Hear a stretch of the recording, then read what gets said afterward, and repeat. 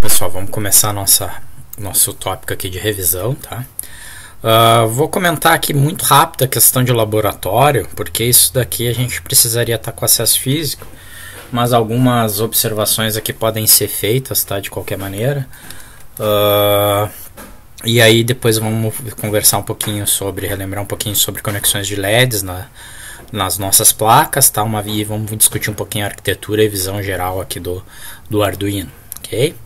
Então, só relembrando aqui, né, muito das montagens que a gente vai fazer, seja na prática, seja lá no Tinkercad, a gente vai usar um breadboard, um protoboard, que é aquela plaquinha que vocês já estão habituados ao uso para prototipagem rápida, né, em eletrônica, tá? Então, o único comentário que eu quero fazer é que a gente tem que tomar certos cuidados ao realizar essa montagem. E também vocês, na montagem particularmente física, tá? Isso não vai acontecer no Tinkercad, tá? Mas num protoboard físico, vocês têm que tomar muito cuidado, porque existem problemas sérios, às vezes, de conectividade no protoboard, que nos levam a um procedimento de montagem em laboratório, né? Então, por exemplo, componente não fecha contato com a ilha do protoboard, tá? Por inúmeras razões. Já aconteceu, por exemplo, do pessoal pegar um jumper, um fiozinho para fazer conexão e ao invés de deixar contato o cobre com as plaquinhas do protoboard, acaba colocando o isolante na placa e não fecha contato.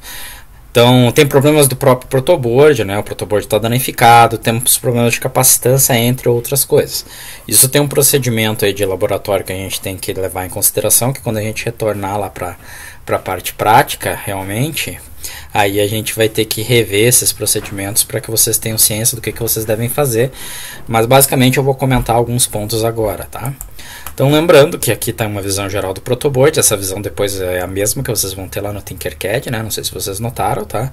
E aí, só relembrando aqui que nós temos curto-circuito entre as ilhas A, B, C, D e E, né? De cada linha. Então, na linha 1, o A, o B, o C, o D e o E estão em curto. O F, o G, H, o I e o J estão em curto, mas não entre si, né? Essa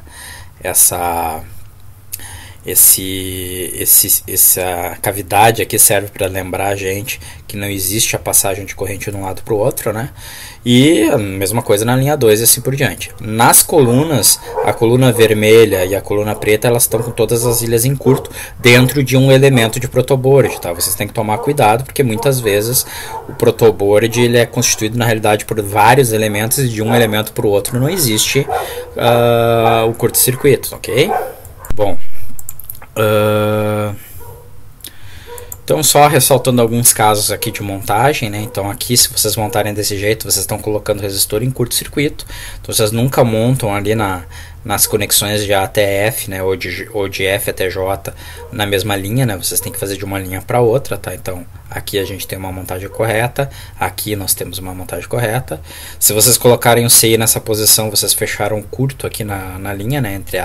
Entre a pata 1, nesse caso aqui, deixa eu ver quantos são, 1, 2, 3, 4, 5, 6, 7, e a pata 14, tá? Então, para montar a CI, a gente sempre usa esse espaço aqui entre os elementos de A, E e de F a J, tá? Então, vocês cuidem para montar CIs da forma adequada, certo? Então, aqui mais exemplos, né? Então, um LEDzinho, não sei se vocês notaram, isso daqui eu fiz já no Tinkercad, né? Então, LEDzinho aqui montado corretamente, em curto, né? As chaves em curto-circuito, então a gente não pode montar assim, a gente tem que montar usando aqui a lacuna entre os elementos, tá? E aqui eu dei exemplos de como fazer conexões série, né, entre vários elementos, certo? Bom, no laboratório vocês vão usar fontes de alimentação. Aqui no Tinkercad talvez a gente utilize. Eu acho que eu mostrei para vocês lá no exemplo do Tinkercad a questão da fonte, tá? Senão eu vou mostrar em seguida, assim que se tornar necessário, tá? Então eu não vou perder tempo aqui agora, porque não adianta a gente fazer essa revisão, tá? Visto que a gente não vai estar utilizando elas. Então vocês vão me permitir, mas eu vou passar aqui a parte da fonte de alimentação.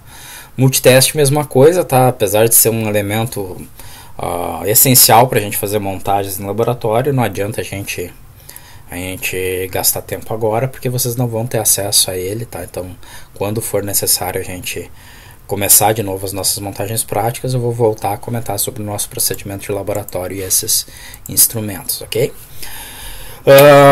Bom, já que a gente já começou a brincar lá com o Arduino, o primeiro componente que a gente vai montar externamente, que não seja o LED da própria placa, é justamente LEDs, tá? Então LEDs servem como uma série de coisas para a gente, microcontroladores. Obviamente, além do uso principal dele, que é ser uma luz indicadora, né? Vocês querem indicar que alguma coisa está acontecendo através de um LED. Ele serve como um elemento que nos ajuda a pensar estratégias de solução de problemas em microcontroladores. Lembrem-se que vocês estão trabalhando no microcontrolador. Vocês não têm uma tela, não tem um teclado, tá? Então, LEDs e botões são os nossos mecanismos básicos de interface com o microcontrolador. Consequentemente, a gente vai usar eles bastante, muitas vezes para um uso que seria desnecessário, simplesmente para exemplificar o que está acontecendo com o nosso código, tá? Bom, lembrando que vocês vão ter pernas do LED diferentes, tá? Então, se não houve nenhum corte, né? Uma perna é maior que a outra, tá? A perna maior é o ânodo do LED, que seria o lado positivo, por assim se dizer, e a perna menor é o cátodo, tá? Mas é mais confiável vocês olharem o cilindro do LED, porque vocês vão ver que um lado dele é chanfrado, é reto, e o lado chanfrado é o lado do ânodo, tá? Então a gente sempre vai conectar o ânodo no lado onde o potencial é maior e o cátodo no lado onde o potencial é menor, tá? Independente do esquema de ligação que a gente esteja fazendo, ok? Então aqui a gente tem um exemplo aqui de uma cápsula de um LED. Vocês estão vendo aqui justamente a cápsula. Eu acho que eu inverti lá a questão do ânodo e do cátodo em termos do chanfro, tá? Perdão. Então o cátodo é a parte chanfrada, desculpe, e o ânodo é a parte cilíndrica, ok? E a gente vai usar isso daí, obviamente, para fazer as nossas montagens físicas. Lá no Tinkercad, a menos que me falte a memória aqui, eu não me lembro se ele representa o chanfro. Não representa o chanfro, tá? Até daria para dizer que ele representa aqui numa ponta, mas é uma coisa muito pequena. Então a gente vai usar de novo essa verificação do chanfro aqui quando a gente fizer a montagem fisicamente, ok? Maravilha. Uma coisa importante que vocês sempre vão ter que ver associado a um LED é o datasheet do LED que vocês estão trabalhando, tá? Nós temos essencialmente, eu não sei se eu comento isso daqui mais à frente, tá? Acredito até que não. Deixa eu ver aqui, acho que chego a comentar rapidamente. Nós temos essencialmente, de qualquer maneira, 3 tipos de LEDs que são bastante... 4 tipos, daria para se dizer, que são LEDs bastante comuns, tá?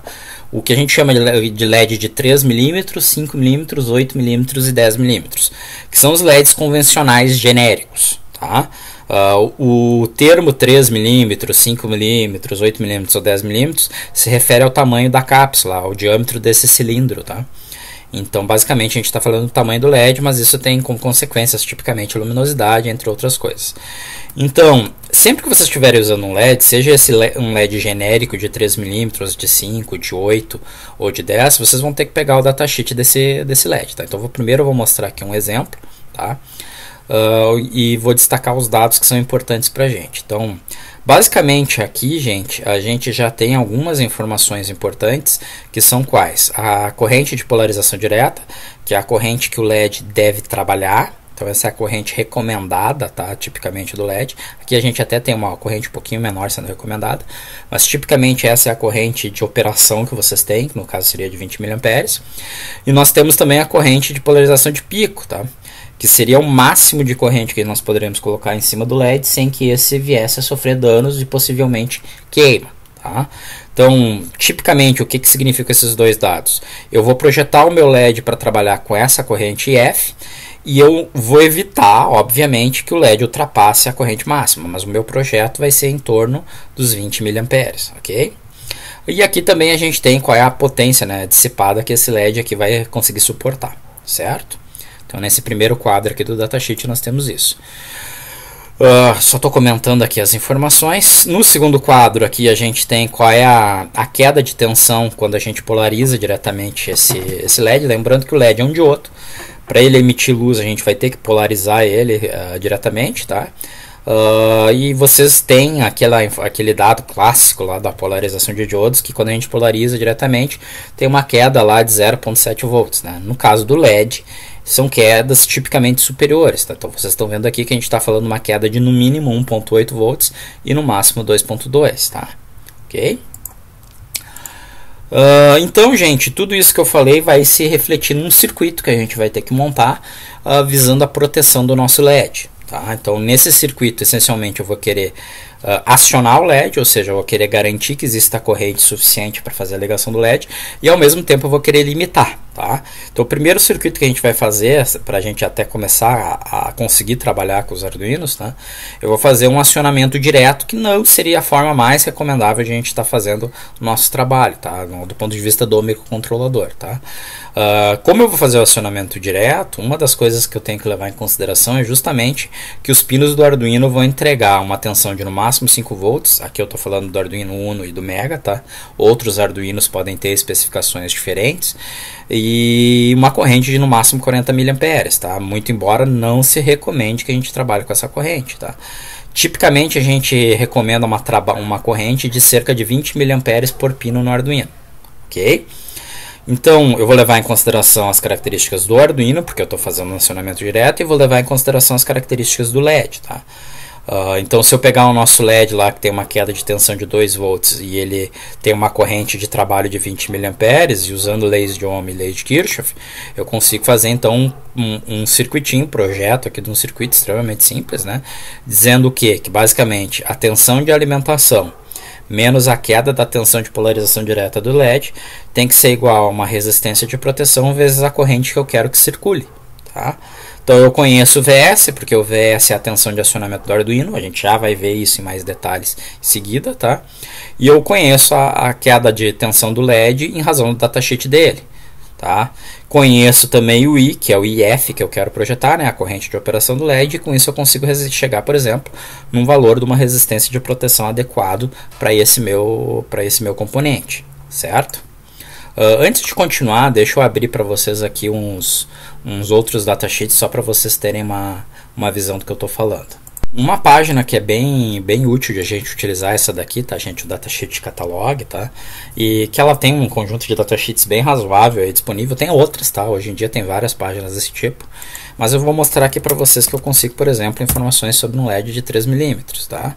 Na verdade, ele está pegando aqui um LED com brilho elevado. Então vamos pegar aqui como é que ele vai me mostrar isso daqui. Talvez aqui não seja a melhor página para a gente conseguir um datasheet genérico, mas posso procurar aqui no Google, né? Datasheet LED 5 mm, vamos pegar, tá? Então provavelmente ele vai me retornar aqui, ó, um datasheet genérico, tá? Pode ser esse daqui, provavelmente. Vamos ver se é esse. Não, esse daqui também é de alto brilho. Por isso que é sempre interessante a gente ter o datasheet específico do componente, tá? Estou procurando aqui informações genéricas, tá? Mas peguei aqui um LED de 5 mm, está aqui o modelo específico dele, tá? Parece a cara típica de um LED genérico, tá? E aí vocês têm outras informações, né? Então aqui vocês têm aqui a corrente de operação de 15 a 20 mA, corrente de pico já é superior àquele outro, né, que eu tinha mostrado, 80 mA. Vamos ver aqui se tem a tensão reversa. Tem, mas eu não quero a tensão reversa, quero a tensão de polarização direta. Tá aqui a tensão, né, típica de 2, mas um máximo de 2,5 volts, tá? E assim por diante. Então a gente tem aqui os dados típicos de um LED, tá? Mas eu poderia ter outros datasheets, e aí seria interessante sempre vocês consultarem o datasheet específico do componente em questão, certo? Voltando aqui, a gente tem ainda outros tipos de LEDs, tá? Que a gente vai abordar ao longo aí do restante da disciplina, mas os LEDs que a gente vai usar provavelmente nesse ano e ano que vem, a gente não chega a usar LED SMD, tá? São LEDs que a gente chama de LEDs Through Hole ou ainda de componentes PTH, tá? PTH vem de Pin Through Hole ou Plated Through Hole, que basicamente se refere a componentes eletrônicos, gente, onde existe um furo na placa para eu fazer a soldagem do componente, tá? O outro tipo de componente que a gente encontra são os componentes SMD, tá? Que nesse caso a montagem, como diz o próprio nome, é na superfície, tá? Ou seja, eu não perfuro a placa para fazer a montagem. No caso dos LEDs SMD, os mais comuns são o LED 3528 e 5050, onde essas dimensões estão se referindo à largura e comprimento do LEDzinho. É muito comum na atualidade, principalmente nessas fitas de LED que vocês encontram aí no mercado, o uso de LED 5050, tá? Ainda a gente tem LEDs RGB, tá? E bicolor, ok? Sendo que aqui existem configurações diferentes, tá? A gente tem LED RGB e bicolor com mais de um ânodo ou mais de um cátodo, tá? Com terminal individualizado para cada cor, ou em alguns casos, eu já peguei isso, tá? LEDs cuja cor de apresentação é controlada, por exemplo, por tensão, tá? Então, de novo, tá? Se vocês pegarem um LED desse tipo, cuidem para vocês terem o datasheet para saberem como operar o componente, senão fica inviável a gente ficar descobrindo o que está acontecendo com o componente. Então, por exemplo, essa seria uma visão aqui de um LED RGB com terminais isolados, tá? Seja de ânodo comum ou de cátodo comum, tá? E, obviamente, o tipo de acionamento em cada um dos casos vai ser ligeiramente diferente. Então, gente, para essa parte aqui, para a gente acabar essa partezinha do LED, para a gente começar a conseguir fazer montagens logo em seguida, a gente tem que escolher de que forma a gente vai fazer a ligação do LED da resistência no microcontrolador, tá? E isso nos dá origem a duas formas distintas de conexão, que é o que a gente chama de conexão com proteção pull-down ou com proteção pull-up. Basicamente, isso se refere à forma como a gente está acionando o LED, tá? Então, se eu tô, na verdade, a forma que a gente está acionando o LED e, melhor dizendo ainda, o caminho que a gente está percorrendo de corrente, tá? Então, basicamente, se eu estou fixando a ligação do cátodo no terra e estou acionando o LED pelo lado do ânodo, então eu tenho uma ligação em pull-down. Por outro lado, se eu fixei o ânodo em VCC e se eu estou acionando o LED pelo lado cátodo, eu tenho uma ligação em pull-up. Notem que em ambos os casos as restrições de tensão e de correntes elas se aplicam. E aí vocês poderiam perguntar, então o que me leva a uma conexão pull-down ou uma conexão pull-up? Primeiro, existem diferenças sim, tá? Que favorecem uma ligação à outra. Eu não vou estar comentando agora essas diferenças, tá? Não tem sentido, tá? Mas existem, tá? Por exemplo, normalmente é mais interessante a gente fazer montagens pull-up em diversas situações. Mas existem também, às vezes, questões práticas, tá? Por exemplo, eu vou poder ter a resistência de pull-down ou de pull-up interna no microcontrolador e eu não quero usar uma resistência externa. Então depende de como é que foi feito o nosso projeto, tá? Pra gente, o que é importante aqui em termos de pull-down e pull-up? Vocês entenderem que vai ter uma diferença de acionamento, tá? Então, nesse caso, pessoal, é importante vocês entenderem que no pull-down eu vou ter o LED ligando se na minha entrada de acionamento do LED, que é o pino aqui do microcontrolador, eu tiver uma tensão superior a zero, né? Então, se eu tiver aqui, por exemplo, que é a tensão do Arduino 5 volts, eu vou estar ligando o LED. Mas se eu tiver aqui 0 volts, o meu LED vai estar desligado. Perfeito? 5 volts correspondendo a nível lógico 1 e 0 volts correspondendo a nível lógico 0, significa que eu vou acionar o LED quando eu configurar o meu pino para nível alto e eu vou desligar o LED quando eu configurar o meu pino para nível baixo. Já no pull-up é o inverso. Para que esse LED aqui opere, eu tenho que ter aqui no nó Y uma tensão inferior a VCC. Então não adianta eu botar nível alto aqui no Y, aliás, adianta, né? Se eu colocar nível alto aqui no Y, eu vou ter 5 volts aqui, que é o VCC, e vou ter VCC aqui também. Então provavelmente o meu LED vai estar desligado. Se eu colocar 0 aqui, aí sim eu vou ter o LED ligando. Então notem que a lógica aqui é o que a gente chama de lógica de acionamento em nível alto, e aqui é a lógica de acionamento em nível baixo. Em suma, no pull down eu ligo o LED com 1 e no pull up eu ligo o LED com 0. Ok? Depois a gente vai fazer um exemplinho, tá? No Tinkercad, mas por enquanto vamos continuar, tá? Até porque precisa de mais informações para a gente conseguir montar o nosso primeiro exemplo. Então, eu tenho aqui a visão da placa Arduino, né? A gente já conversou aqui rapidamente a respeito desses itens, né? na aula anterior, no nosso material de revisão, inclusive. E interessante nessa lâmina aqui, que eu vou dar um zoom, tá, pessoal? Vou aumentar ela para que vocês consigam enxergar melhor. Não, reduzir. Só um segundinho, 300% vai chegar. É que essa visão aqui vai me fazer uma associação entre os pinos que eu vou ter na placa. Desculpe. Cadê? Os pinos que eu vou ter na placa, tá? E qual é o pino físico do microcontrolador. Então, por exemplo, no Arduino, o pino 7, tá? Que é um pino digital, ele vai estar ligado no microcontrolador Atmega 328P na porta D pino 7. Então isso daqui me serve como uma referência, tá? Lá no material de leitura que foi deixado para vocês, vocês veem uma tabela completa dessas associações, tá? Então, dependendo de como vocês estiverem fazendo a programação da placa, vocês vão ter que tomar cuidado com esse tipo de situação, ok? Uma outra visão da mesma placa, né? Não temos muito mais, só situando vocês rapidamente. Relembrando o material de leitura de vocês, né? Nós temos aqui os pinos digitais, tá? Que servem para ligar ou desligar ou ver qualquer dispositivo digital, por exemplo, um botão, né? Se está aberto, se está fechado. O LED, que é o LED built-in, que corresponde ao pino 13. Os LEDs TX e RX, que vão servir para saber se a gente está programando a placa ou se a gente está fazendo uma comunicação serial.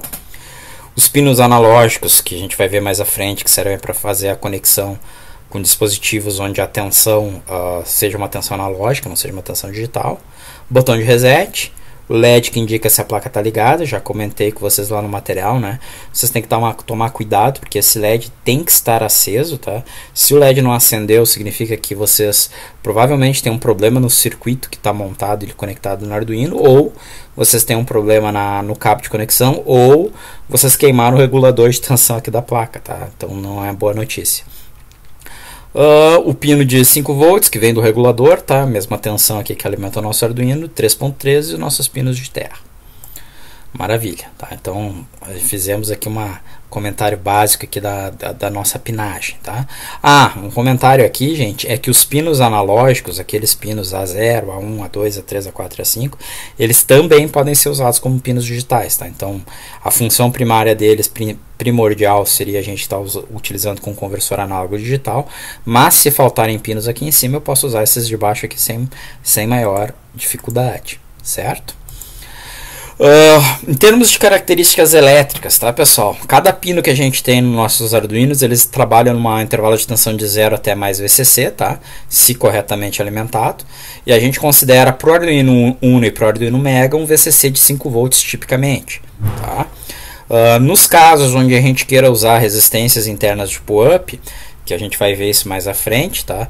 Vocês vão ver que essa resistência de pull-up vai apresentar uma resistência indo de 20 até 50 kΩ, tá?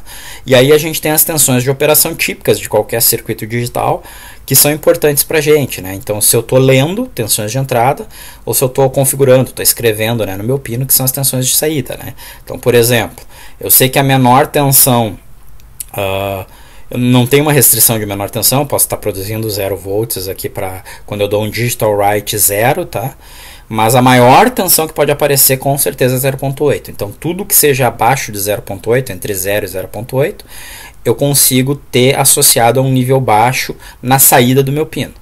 Já no caso de nível alto, eu tenho no mínimo uma tensão de 4.1 volts, obviamente chegando até o máximo de VCC, ok? Bom, dito isso tudo, tá? O que a gente pode resumir, então, tá? Basicamente, quando eu estiver fazendo uma leitura do pino, o intervalo de 0 a 1,5 volt eu considero como nível baixo, e qualquer coisa acima de 3 volts eu digo como nível alto. Isso daqui está no VIR e VIH, tá? Já na escrita, eu tenho a garantia que tensões correspondentes a low são no máximo 0.8, são tensões inferiores, enquanto que tensões correspondentes ao nível alto são superiores a 4.1 volts, tá? Cada pino do Arduino pode fornecer ou absorver correntes de até 40 mA, porém recomenda-se a operação com correntes de no máximo 20 mA, tá? Então existe aqui um máximo suportado, mas existe um máximo recomendado. E além disso, o conjunto dos pinos, tá? Tem limites também, pessoal. Então na prática, a recomendação é que vocês considerem que o conjunto de pinos não supere 100 mA, tá? Para ser estritamente correto, isso daí tem a ver com o conjunto de portas. Então a gente teria que olhar o datasheet. Até indiquei aqui para vocês a página do datasheet do Atmega 328P, onde vocês vão ver lá que a porta A tem um certo limite de conjunto de corrente, porta B tem um outro limite de conjunto de corrente e assim por diante. Mas como, digamos assim, dado geral, se vocês não querem fazer uma verificação porta a porta, considerem 100 mA como uma restrição prática, tá? Por isso que é importante também depois vocês darem uma olhada no datasheet, tá? Buenas, então vimos aqui como é que é um LED, características gerais dos pinos do Uno, tá? Antes de entrar na arquitetura, que é extremamente importante, tá, pessoal? Deixa eu pular aqui para programação, só para a gente conseguir montar um primeiro exemplo, então, com os nossos LEDs, tá? Então, aqui eu tô em termos de programação Arduino, tá? Basicamente, né, pessoal, o esquema de declaração de variáveis segue o esquema tradicional da linguagem C, tá? Não tem nada de muito diferente, tá? O único comentário que eu faço para vocês, tá, pessoal, é que no mundo Arduino, e isso não é verdade para qualquer controlador, isso é específico do mundo Arduino, tá? Normalmente se adota a convenção conhecida como Camel Case ou Camelback para nome de variáveis, tá? O que significa que ao invés de vocês escreverem o nome assim, nome do pino, tudo junto em minúsculas, vocês escreveriam com letras maiúsculas separando as diferentes palavras, tá? Existem outras convenções de linguagem C, convenções muito mais usadas do que essa daqui, mas especificamente no mundo Arduino a gente tem essa daí, tá?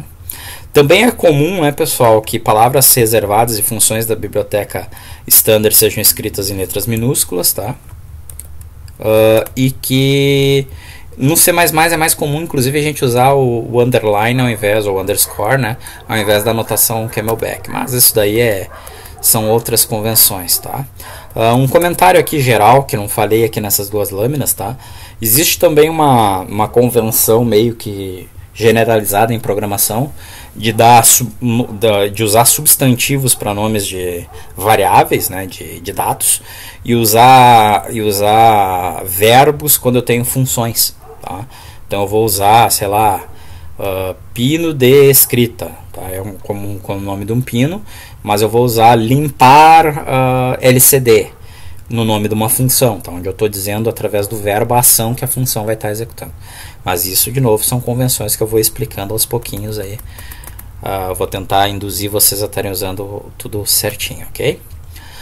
Além dos tipos de dados tradicionais da linguagem C, tá? No Arduino a gente tem um tipo específico que é a string, que eu vou comentar agora, mas que a gente vai usar mais à frente, tá?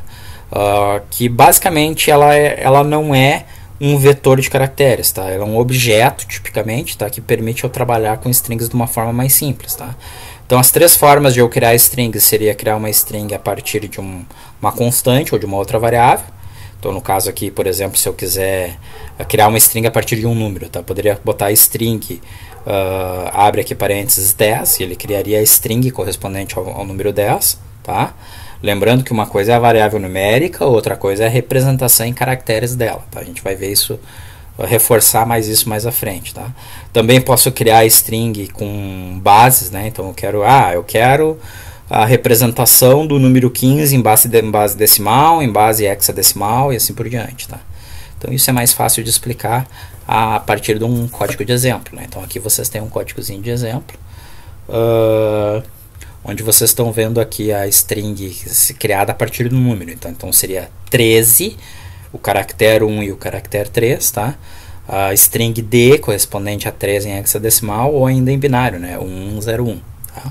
E aqui eu tenho outros exemplos de uso de strings. Então, lembrando, além de int, char e todos os float, né? Todos aqueles tipos básicos da linguagem C, a gente também consegue criar strings, tá? O que é bastante interessante aqui pra gente.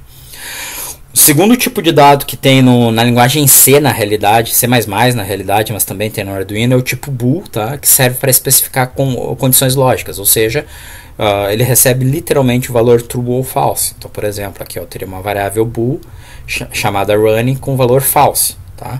E isso me permite fazer testes do tipo if running, então faça isso, tá? Ou criar outras condições, ou fazer a inversão, né, de falso para verdadeiro, como eu estou fazendo nesse código, tá? Além disso, a gente tem também no Arduino o tipo de dado byte, tá? Que ele corresponde ao que a gente faria em C com o tipo char, só que a gente garante no Arduino que o byte tenha um espaço de especificamente 1 byte, ou seja, 8 bits de ocupação, tá?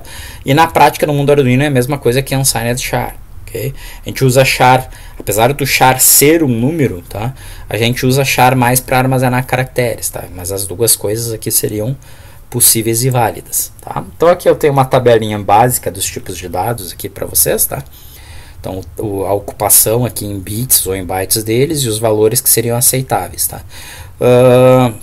O que vale a pena destacar aqui para vocês? Tomem cuidado com o tipo int, porque vocês tiveram o hábito, aprenderam a programar em PCs, tá?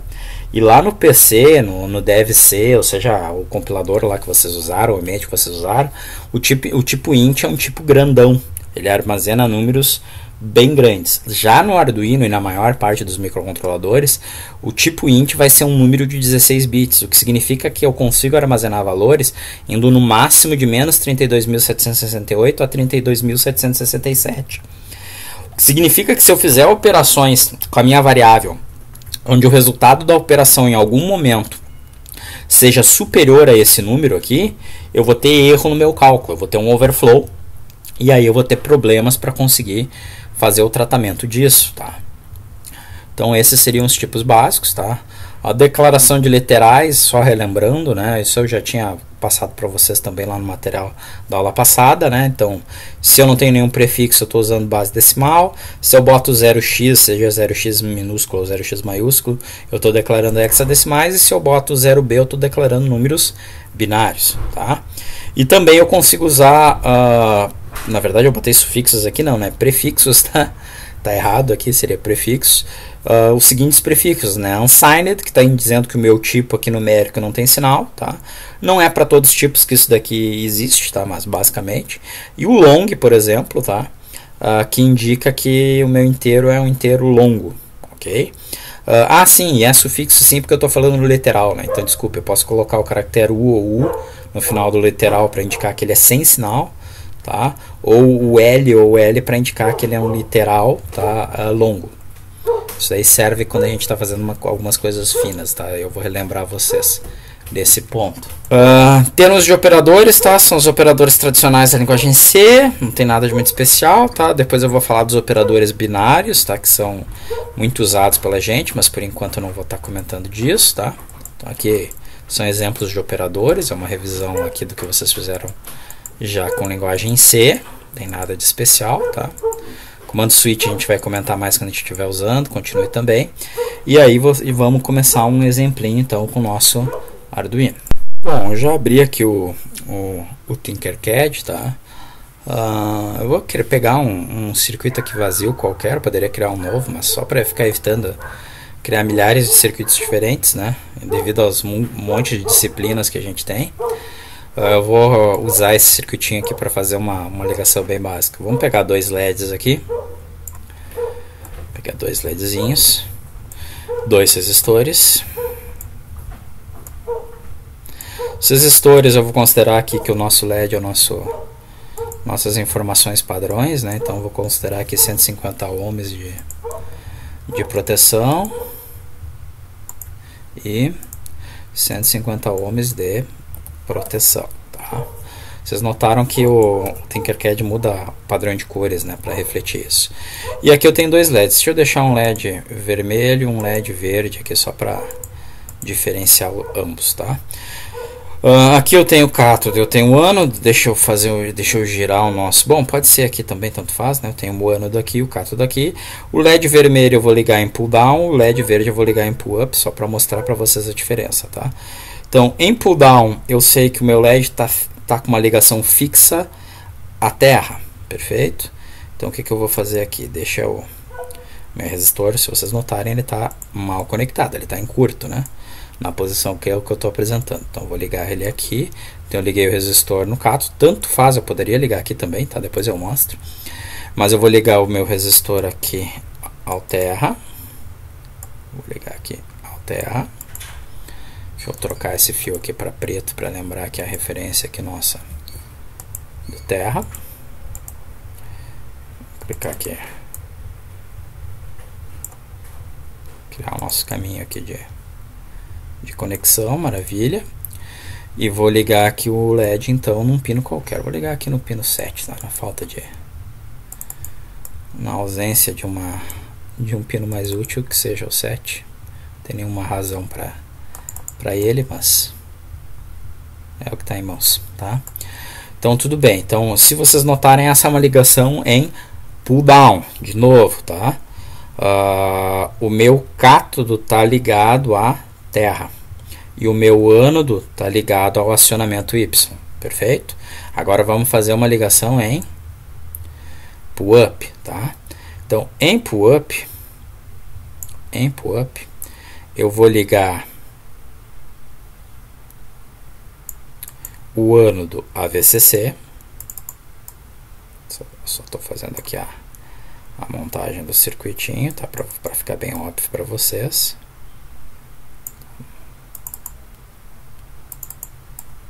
Então, estou ligando o meu ânodo a VCC. Tá? Como é que tu está ligando o VCC? Obviamente eu tenho que ligar o VCC aqui, né? Então vamos lá, deixa eu botar aqui em vermelho para lembrar que é VCC. Então notem que eu estou usando a coluna positiva lá do protoboard, né? Certo? Então tá ligado ali, vou botar esse fiozinho aqui como vermelho, só para lembrar que eu liguei ele a VCC. E aí vocês poderiam até se perguntar, professor, mas o senhor não tinha que ter colocado aqui a resistência entre o ânodo e o VCC? Pode ser, tá? Tanto faz. Eu vou fazer isso agora só para eu poder depois inverter e vocês verem que vai dar exatamente na mesma, tá?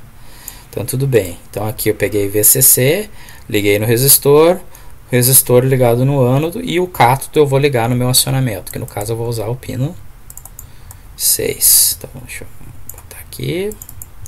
Fazendo um circuitinho bem bonitinho aqui para vocês, tá? Vou ligar aqui, maravilha. Vamos mudar a cor desse fio aqui para ficar fácil para vocês identificarem. Então tá ali. Então tá aqui a ligação, tá? Então tenho meus dois LEDs, LED vermelho em proteção pull down, LED verde em proteção pull up. Relembrando, né? Como é que eu sei que é pull down vermelho? O acionamento tá do lado do ânodo para o microcontrolador, enquanto o cátodo está ligado à terra, não importa a posição que esteja a resistência, tá? Como é que eu sei que o verde está ligado em pull-up? É o cátodo que está ligado no lado do acionamento, ou seja, ligado no microcontrolador, e é o ânodo que está ligado a VCC, tá?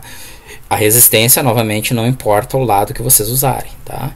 Então vamos criar um códigozinho de exemplo aqui, rapidamente. Lembrando, né, no nosso código padrão a gente vai ter sempre a função setup e a função loop. Deixa eu dar um zoom aqui para vocês conseguirem enxergar melhor o código, tá? Fica muito pequena a minha tela aqui para vocês. Então, no setup, que é aquela função que é executada uma única vez, né? Executada somente quando o código é carregado, né? Uma única vez quando o código é carregado. Maravilha. Na função setup eu vou usar aquela instrução pinMode, que serve para especificar o modo de operação do pino, né? Os pinos que eu usei foram o 6 e o 7, tá? Então vou botar pinMode 6 output, pinMode 7 output. Maravilha, tá? Além disso, além da função setup, eu vou ter a função loop, que é aquela função que é executada, né, em laço infinito, que é onde vai estar meu código principal.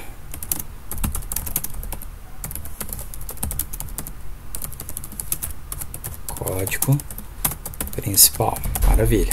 O que eu vou fazer aqui nesse cara? Eu vou fazer os meus dois LEDs piscarem, tá? Então basicamente, ó, ligar ambos os LEDs, tá? O que a gente tem que lembrar? Pino 7 é o LED que está em pull down. Então 7 eu ligo com nível alto. Então, vou colocar aqui o comentário, né? Opa, desculpe. Pull down liga em 1. Tá? Já o pull up, que é o pino 6, ele liga em nível baixo. Então vamos ver se vai ligar, né? Para começo de história. Acredito que sim. Pull up liga em 0. Vou dar um delay aqui de 1 segundo. Vou deixar mais rápido, porque aqui a gente está no ambiente de simulação, tá? E aqui eu vou só agora desligar os dois, tá? Vou copiar meu código.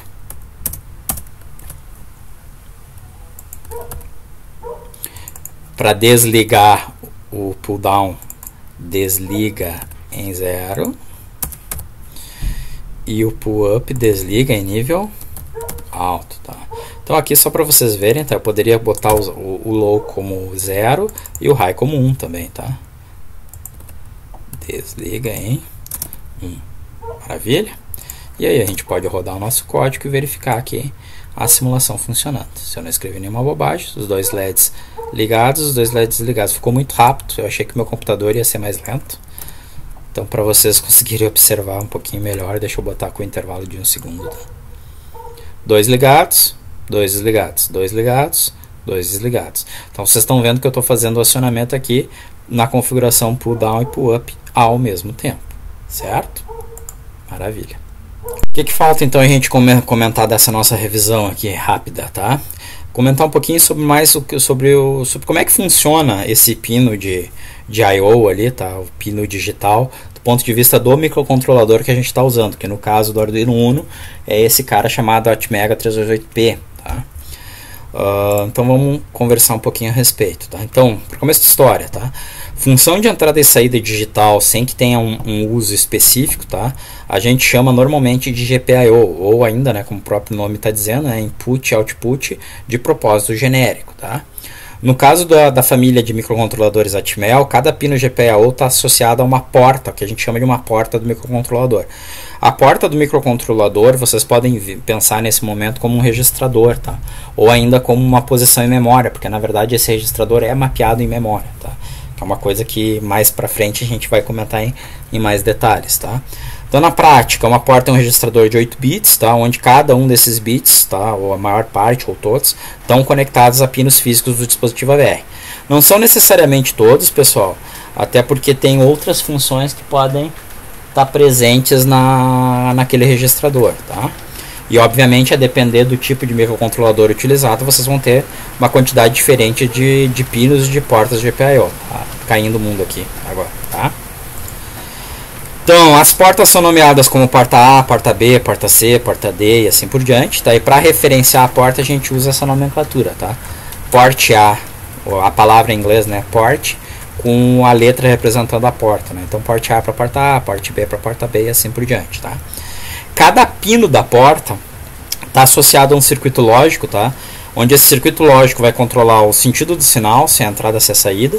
Se a gente está usando ou não está usando um resistor de pull-up que fica dentro do microcontrolador, temporizações e outras funções associadas. Aqui a gente só vai falar do circuito específico da função GPIO, que a gente pode sumarizar o circuito e a associação aos registradores da maneira como vocês estão vendo aí. Então, para começo de história, cada pino que vocês tiverem de GPIO, ele vai ter 3 registradores associados. O port, que a gente já tinha comentado, tá? Que tem para cada uma das portas, o DDR e o pin, tá? Sendo que o port, basicamente, ele serve para controlar o valor, tá? De escrita, perfeito? O DDR, ele serve para controlar sentido de operação, e o pin serve para controlar valor de leitura. Ok? Então, novamente, port me permite escrever no pino, DDR me permite controlar o sentido e o pin me permite fazer a leitura. Para não dizer que é só isso, tá? O port também permite fazer, no caso da operação de leitura, a identificação se a gente está usando o resistor de pull-up interno ou não. Ok? Maravilha. Então, isso daqui eu estou resumindo dessa forma nesses próximos slides o que eu falei, tá? Então, o pin mode, na verdade, ele está operando justamente em cima do DDR-X, tá? E do port X, se a gente estiver considerando a configuração do pull-up. O port X está associado diretamente ao digital write, o pin mode, se a gente estiver usando o resistor de pull-up. E o pin X está associado diretamente à operação digital read, tá? Do Arduino. Então, por exemplo, falando no pino D4, e o pino D4 para vocês lá no Arduino, só para relembrar, o pino D4 ele corresponde ao pino 4 do Arduino. Então olhem bem aqui, ó, pino 4 do Arduino, porta D bit 4, tá? Então, para exemplificar aqui o pino P4, eu teria esses 3 registradores, tá? Então lembrando, isso daqui é o pino 4 do Arduino, pino digital 4, tá? Tá na porta D bit 4. Eu vou ter o registrador D bit 4, o DDR-D, perdão, bit 4, a gente fala assim, ó, DDR-D.4. o port D.4 e o pin D.4, todos eles controlando somente este bit, tá? Em termos de circuito é esse monstrinho, tá, pessoal? Então aqui tem como ressaltar uma série de funções. Deixa eu dar o meu zoom aqui para eu explicar algumas coisas, tá? Então a gente tem aqui, como eu tinha comentado, né, os barramentos, tá, associados à operação. Então eu tenho o meu barramento aqui de dados, tá, controlando a leitura e a escrita nos pinos de I/O. Então, do ponto de vista físico, é praticamente como se eu estivesse acessando uma posição de memória, tá? E aí, então, só para tentar destacar para vocês aqui os diferentes pinos, tá? Deixa eu pegar aqui o DDR, ó. Se vocês estão vendo aqui, o WDX é o DDRX no sentido de escrita, tá?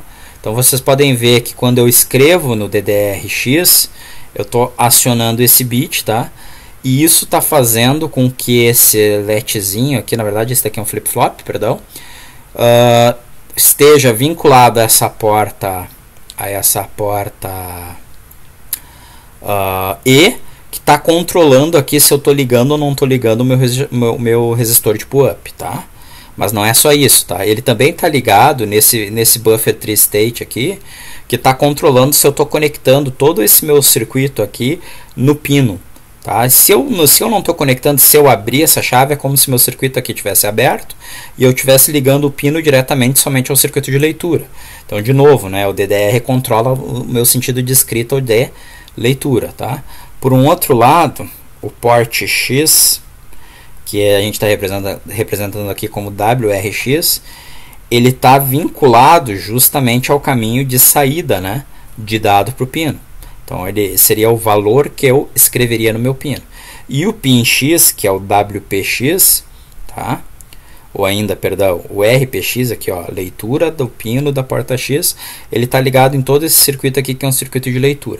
Eu me lembro lá de alguém ter perguntado para mim o que era esse circuito, tá? E eu não estava familiarizado com o símbolo. Isso daqui, na verdade, é uma chave que a gente chama de... é quase que uma chave analógica, praticamente, tá? Uma chave que permite conectar ou desconectar o circuito, tá? Nos dois sentidos. Então, na verdade, pense nisso daqui como uma chave controlada. Perfeito? Ok. Voltando. Então, pessoal, eu consigo simplesmente acionar os meus pinos de I/O se eu estiver utilizando diretamente as bibliotecas da família VR, tá? Que vocês já tiveram lá uma informação na aula passada, na leitura lá do material que eu passei para vocês, tá? Eu poderia fazer o acionamento dos pinos não mais usando o PinMode, não mais usando Digital Write ou Digital Read, mas usando diretamente as bibliotecas AVR, onde eu vou escrever ou ler, melhor dizendo, diretamente nos meus registradores, tá? No meu DDR e no meu port, tá? Lembrando que no DDR, e aqui está escrito isso daqui, eu passei lotado aqui para vocês, esqueci de ressaltar isso, tá? Eu indico se o pino é de entrada ou de saída, tá, pessoal? E eu acho aqui que na lâmina até está invertido, só um segundinho. Não, tá certo. O 0 é entrada e o 1 é saída, tá? Então, se eu coloco no DDR um bit 1, eu estou indicando que aquele pino específico, associado àquele bit do registrador, está funcionando como modo de saída, tá? Então, eu consigo aqui mostrar para vocês, justamente naquele nosso exemplo, tá? Vou modificar o meu código aqui inteiramente, tá, pessoal? Eu vou tirar aqui eu vou manter ainda a estrutura do setup loop, tá, por enquanto. Mas o que eu vou fazer aqui vai ser esse daqui, ó. Agora eu vou botar, lembrando, né, o pino 6 e pino 7 dentro da nossa arquitetura aqui. Deixa eu mostrar aqui para vocês a pinagem. O pino 6 e o pino 7 estão na porta D, né? Então eu tenho que usar o DDR D, tá? E aí eu vou falar o que? Que eu quero o pino 7 e o pino 6 como escrita. O pino 5, o pino 4, pino 3, pino 2, pino 1 e pino 0 como leitura, né? Então, pinos 7 e 6, porta D como escrita, tá? E ao invés de usar esse código aqui todo, eu posso fazer agora o meu código assim. É a mesma lógica, tá, pessoal? Continua os mesmos valores, tá? Só que agora, eu acho que eu devia ter feito aqui diferente, até vou deixar comentado aqui para vocês, tá? Deixa eu comentar o código aqui, que aí vocês ficam com os dois códigos, tá? Então corresponde a isso daqui, né? DDRD igual a... Lembrando que eu estou escrevendo aqui em notação binária, né? Tem os 8 bits, né? Bits 76 da porta B, da porta D, perdão, como saída. E aqui eu vou comentar o código inteiro, tá? Então, como é que é mesmo? Tentando lembrar. É isso. Às vezes a gente vai ficando esquecido, tá? Mas fiz o comentário. E aqui agora eu vou botar port D. Como é que eu quero escrever? Lembrem-se que o 7 é em pull down, então eu ligo no 1, enquanto que o 6 é pull up, eu ligo no 0. Os outros bits poderiam ser assim, tá? Mas como eu não posso escrever xxx, eu vou escrever 000, tá? Então 0, 0, 0, 0, 0, 0, 0. Deixa eu ver se eu escrevi 8 bits aqui, só um pouquinho. Bit 7, bit 6, 5, 4, 3, 2, 1, 0. Ó, ficou um a mais aqui, tá? Ligo bit 7 e desligo bit 6, tá? Pull up é pull down, tá? Dou delay, aqui eu poderia usar a biblioteca VR, né? Então, esse include aqui eu nem preciso fazer no Arduino, tá? Mas eu vou fazer. VR barra IO.H e include a outra, se não me falha a memória, é... Deixa eu me lembrar aqui, só um segundinho. Achei aqui, é o delay.h, tá? Isso que eu estava tentando me lembrar. Include delay.h. É isso? Deixa eu ver se é isso. A VRIO.h, VRIO.h, certinho, e o delay.h. Porque daí ele me permite usar essa instrução, né? A delay ms, tá? Ao invés de usar a instrução do Arduino, que é bem mais complicada. Essa daqui literalmente faz pausar, tá? Vou agora fazer o outro sentido, né? E vocês vão ver que na prática vai ser exatamente a mesma função anterior com menos código, tá? A questão não é nem só a questão de ser menos código, a questão é que às vezes vai ser mais interessante vocês fazerem isso dessa maneira. Fazer a nossa simulação, se eu não escrever nenhuma bobagem, 2 LEDs ligados, 2 LEDs desligados. Então vocês notem que o código essencialmente é o mesmo, né, pessoal? Ok, vamos voltar lá. Então, pessoal, isso daqui já serve como uma revisão dos pontos que a gente tinha visto, tá? Tem bastante coisa que a gente tem que ver ainda, tá? A gente não viu a leitura, por exemplo, digital, mas isso tudo vai ficar para uma próxima aula, tá? A questão de temporização também. Mas já conseguimos então fazer uma revisão aqui de como é que a gente faz a montagem do LED e não só a montagem do LED, né? Como é que a gente monta o LED e como é que a gente faz a proteção dele através de uma resistência, seja por configuração pull-up ou por configuração pull-down. A gente viu uma visão geral aqui da placa do Arduino, né, das pinagens, uma visão geral das características elétricas que são extremamente importantes, tá, pessoal? Isso aqui vocês têm que saber, tá? E aí uma arquitetura do ponto de vista do microcontrolador, como é que funciona aqui o nosso pino e até o circuito do pino, tá? Bem rapidamente, mas a gente conseguiu fazer um resumo disso tudo. Então por isso por hoje aí é isso, tá? E continuamos na aula que vem.